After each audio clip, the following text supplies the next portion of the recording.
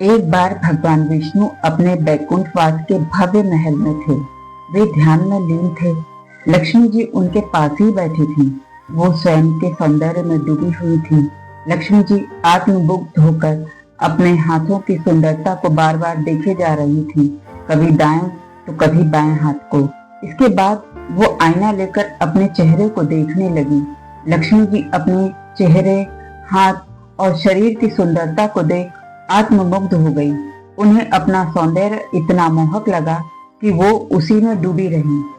तभी विष्णु जी अपने ध्यान से जागे और वो लक्ष्मी जी को अपनी सुंदरता में डुबा दे कुछ पल सोच में पड़ गए और उन्होंने लक्ष्मी जी को धीरे से आवाज दिया, लक्ष्मी। लक्ष्मी उसी तरह आईने में अपने सौंदर्य में डूबी हाँ में जवाब देती हैं। वो विष्णु जी की ओर नहीं देखती। विष्णु जी को उनका इस तरह भक्ति छोड़ अपने सौंदर्य में खोना अच्छा नहीं लगा। विष्णु जी ने कुछ पल लक्ष्मी जी की राह देखी कि वो उनकी ओर देखेंगी, पर लक्ष्मी जी ने ऐसा नहीं किया। फिर विष्णु जी ने कहा, लक्ष्मी, तुम्हें पृथ्वी लोक पर जाना होगा, वो भी घोड़ी का रूप धारण कर। तभी लक्ष्मी जी अपनी तंद्रा से बाहर आई।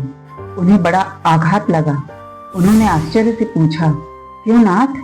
विष्णु जी ने कहा, तुम्हें अपने सौंदर्य के अभिमान का त्याग करना होगा। भक्ति के मार्ग में जो आता है वो तुम्हारा शत्रु है। तुम्हें इस पर विजय पाना होगा। लक्ष्मी जी ने दुखी होकर कहा, यह तो श्राप है। घोड़ी के रूप में पृथ्वी पर रहना, यह तो अन्याय है। विष्णु जी ने लक्ष्मी जी को समझाया, जिस दिन तुम्हारी भक्ति में भटकाव नहीं होगा उसी दिन तुम श्राप मुक्त हो जाओगी। लक्ष्मी जी ने कुछ नहीं कहा। वो दुखी मन से बैकुंठवास से निकलने लगी। विष्णु जी उन्हें जाता देख रहे थे। वो भी दुखी थे। लक्ष्मी जी जैसे ही पृथ्वी पर उतरने लगी, उनका रूप घोड़ी के रूप में बदलने लगा। लक्ष्मी जी एक घने सुनसान जंगल में रात को पहुंची। फिर वहां एक सफेद शिवलिंग को प्रकट किया और उसके सामने दिया जलाकर बैठ गई। लेकिन उनके मन में अभी भी विष्णु जी के श्राप देने की बात खटक रही थी। उधर विष्णु जी भी लक्ष्मी जी की चिंता कर रहे थे और स्वयं को समझाया कि लक्ष्मी जी भी समझेंगी कि यह मैंने उनके भले के लिए किया है। इधर लक्ष्मी जी ने ओम नमः शिवाय का मंत्र पढ़ना शुरू किया और उनका यह जप निरंतर जारी रहा। इस जप के दौरान लक्ष्मी जी को न अपने खाने पीने की सुख थी और न ही समय का ध्यान।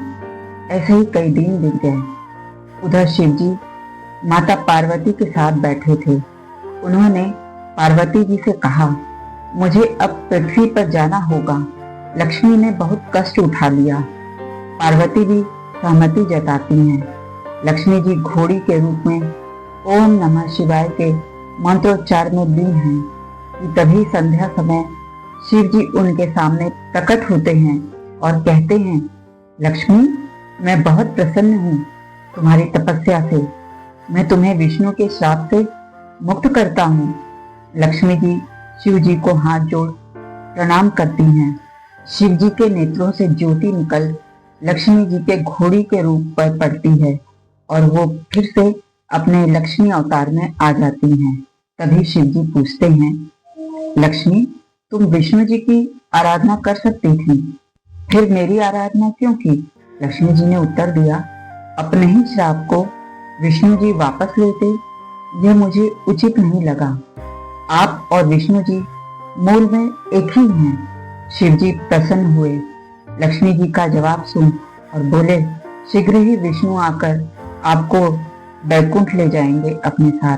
तभी विष्णु जी आते हैं। शिव जी मुस्कुरा कर कहते हैं, अब लक्ष्मी की भक्ति में कोई बाधा नहीं है। विष्णु जी और लक्ष्मी जी शिव जी को प्रणाम करते हैं। कथा का सार यह है कि भक्ति स्वयं को भूल कर की जाती है।